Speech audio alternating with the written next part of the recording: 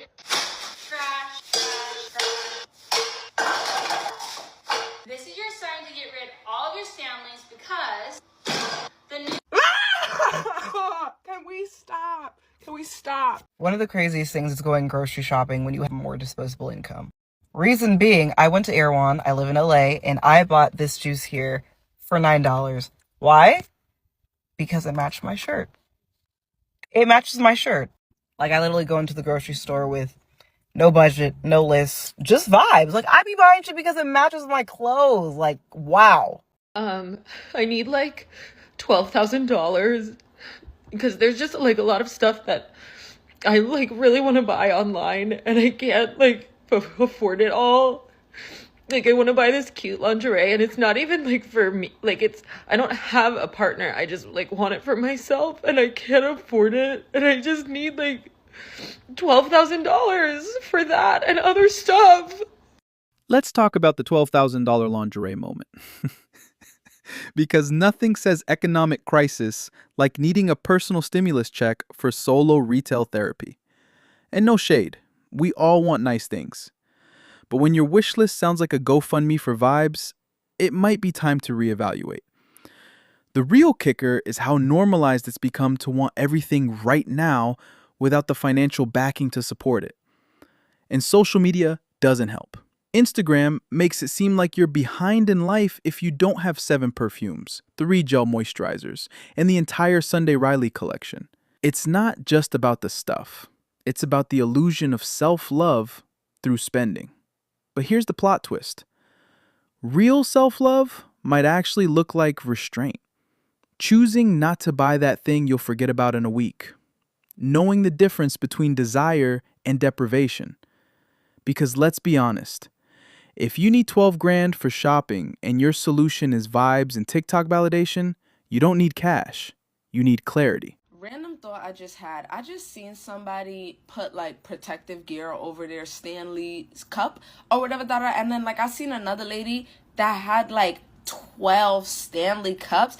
And I think the real reason for overconsumption is people don't have hobbies anymore. And I mean that like genuinely. Like, what do you do with your day besides work and scroll on social media? You know what I mean? Like, you know, I feel like if you was knitting, if you played a little Nintendo Switch, you know, maybe you like to paint or something, because these people are buying so many Stanley cups because that's the only fun. You know what I mean? Like, I feel bad. Like, I'm not even trying to hate on y'all. You know what I mean? Everybody likes to collect things. It's just that, like, the Stanley, why would you need, and then I don't even like, no hate to Stanley, no hate to Stanley. The cup is big and doofy. Like, do that even fit in y'all cars? Like, why do you need 12 of those cups? And be honest with me, are y'all using that? Like, do y'all have y'all cups in genuine rotation? Because like every other human being, you know you have a favorite cup. So you're probably using your favorite cup the most. And it's like,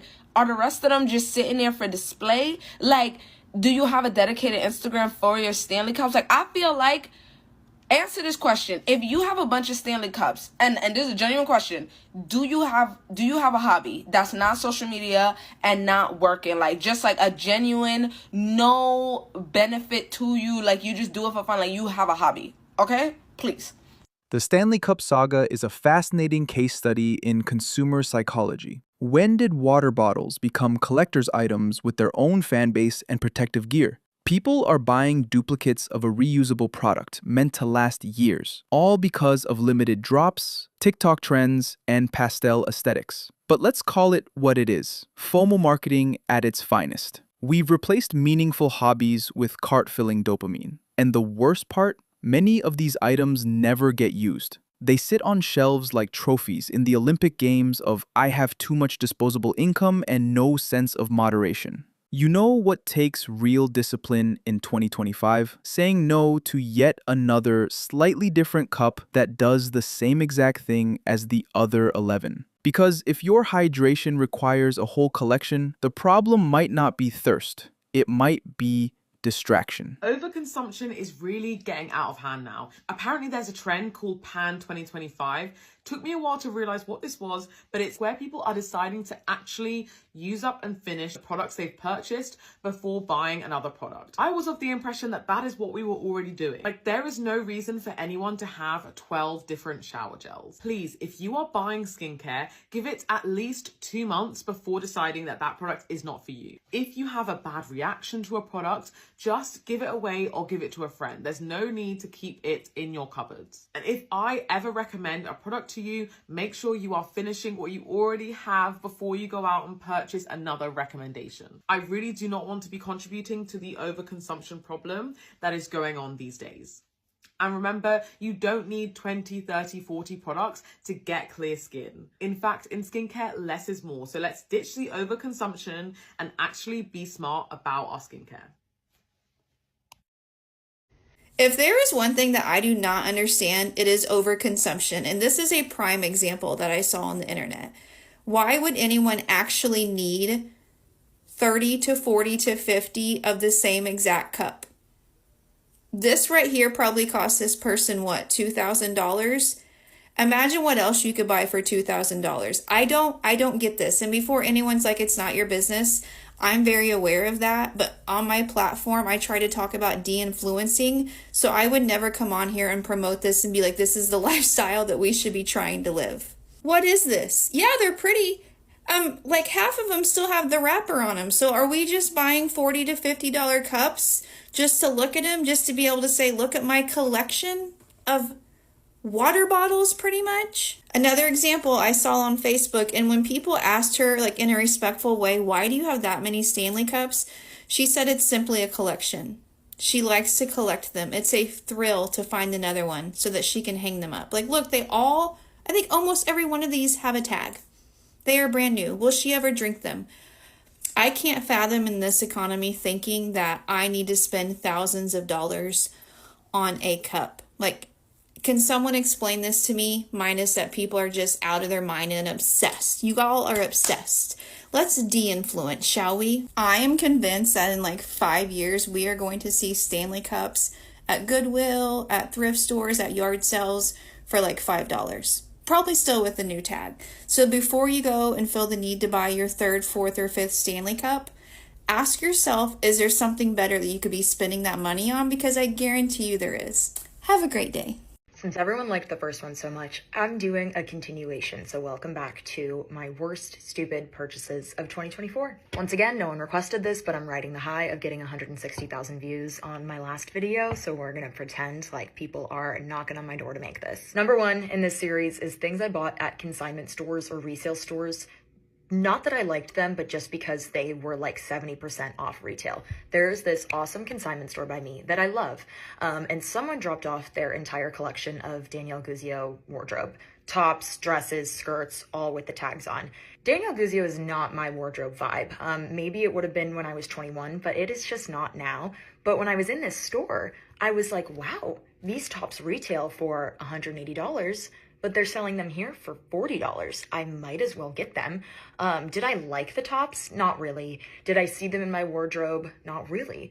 But they were 70% off retail, and so I had to buy them. Number 1, buying things from consignment stores simply because they're X amount off retail. Number 2, and I hope no one comes up my throat for saying this, Aloe leggings. Not their sweaters, not their sweatshirts, not their sports bras, their legging. I can't tell you how many times that I just loved their e-commerce or their social media ads, and I was like, I've got to have that set. And then I purchased the set, and I like the top, but the leggings are the most uncomfortable, abrasive, ill-fitting, see-through pair of leggings that I've ever put on my body. I would size up a size and they still wouldn't go over my thighs, so I was just getting severe body dysmorphia from these leggings. They're not cute. They were like low-waisted leggings. They would fall down anytime I tried to do any type of workout, and I wish I could show you a pair, but I don't have them in my closet anymore because they were actually making me feel bad about myself. So number 2, Aloe, specifically their leggings. Number 3, bad quality sweaters, specifically sweaters that are like 100% acrylic or polyester or a mix of the two, which obviously these are like everywhere on H&M and Zara, but you would be surprised. You can find an $180 sweater on Revolve, and then if you don't look at the composition and then you get it, those sweaters oftentimes are like 100% acrylic, even if they're cute. I've since cleaned out my closet of any sweaters that are bad material that would shrink after one wash, or that I was actually too afraid to wash because of how bad the quality was. But I'm gonna insert some photos of sweaters that I've had my eye on Revolve, or like considered purchasing at some point, that you would be surprised actually have terrible composition. So number 3, no longer wasting my money on sweaters that I can't wash without fear of shrinking them or ripping a hole in them, or all of the above. Number 4, any of those like cheaper Revolve brands. So I'm talking the Super Downs, the More to Come. I was a big fan of these in college, especially when you're trying to find like a cheaper college formal dance. And I'm all about balling on a budget with a cheaper end item, but genuinely this stuff is absolute trash. It's see-through, it's polyester, it's bad for the environment, it's incredibly ill-fitting. I'm sure there's some good hidden gems maybe in there. I never found them. Everything got returned or ended up in a donate pile, or I missed the return window and it sits in my closet. And genuinely, I'm like, why did I not just go on Depop or Poshmark or rent something that was in the same price point of what I was thinking about? So number 4, no longer wasting my money on those trash micro trend brands on Revolve. Number 5, and this is like incredibly niche, but I have a hatred for this stuff, this milk primer, and really milk primers and primers in general. So I am now of the belief that primer for your face before your makeup actually doesn't work. It's like a total placebo effect. But specifically this milk primer, I don't know why I bought this. It's probably one of those times I went into Sephora and was like, what should I buy? What's popular? This stuff is awful. It's like the worst consistency. It foams. And so then your whole face, I'm like cringing actually putting this on my hands. Your whole face has this like film to it, and I get that that's kind of the point with primer. You're trying to like prime your face for makeup, but it doesn't work. The makeup like still sits in crevices, and then if anything, I just feel like my face is sticky. And I actually don't know why I still have this, probably for the purpose of maybe one day I would make this video. So number 5, this Milk Cloud Glow primer, I don't know, it's awful. But I also just don't really like primers in general. So those are my second collection of dumb things I purchased or purchases that I regret this past year. And I'm sure I could probably think of like 20 more too. Girl loves to shop, but I'm officially at a place where I really do love most things in my closet or in my vanity, besides the fact that I still have this Milk primer. I can leave you with anything. It's to look into these products or do your research a little bit more, look into composition, and actually try out a product or look into reviews before you're purchasing. After watching all these, I can't lie. Part of me laughed, part of me cringed, and the rest of me just sat there in quiet disbelief. This is what overconsumption looks like in the age of TikTok. A parade of half-use products, emotionally driven purchases, and financial chaos wrapped up in pretty packaging and viral trends. And it's not just about stuff. It's about the deeper issue behind the stuff. Somewhere along the way, consumerism stopped being about needs and became a personality trait. Your cup collection is now a conversation starter. Your skincare routine is a flex, and your grocery haul, that's a photo op. Let's be honest. When someone buys a $9 juice because it matches their shirt, we've clearly lost the plot. But they're not alone. Most of us have felt that tiny irrational urge to buy something dumb just for the dopamine hit. The problem is, we now live in a culture that encourages that urge, feeds it, and then calls it self-care. Meanwhile, the credit card statements pile up, closets overflow with clothes we don't wear, skincare cabinets look like labs, and no one's asking the hard questions. Why do I keep buying things I don't need? What am I really trying to feel when I hit add to cart? Because overconsumption isn't just a spending problem, it's a soul problem. It's the lie that you can shop your way into confidence, that if you just get the right water bottle, the right leggings, the right serum, you'll finally feel complete. But the truth is, you won't. Because the void we're trying to fill isn't material, it's emotional. And the cost, it's more than dollars. It's your time, your mental bandwidth, your peace. Every useless purchase becomes one more decision to manage, one more thing to clean, store, or feel guilty about later. Even worse, this kind of consumption is contagious. One viral TikTok of a $300 perfume, and suddenly thousands of people are convinced they need it too, even if they don't know what oud is or why it smells like rich wood. The algorithm doesn't care about your budget, it cares about your attention. And now people aren't just buying because they want something, they're buying so they won't feel left out, so they can say, I'm in. But here's the twist. Being in is expensive and exhausting and often empty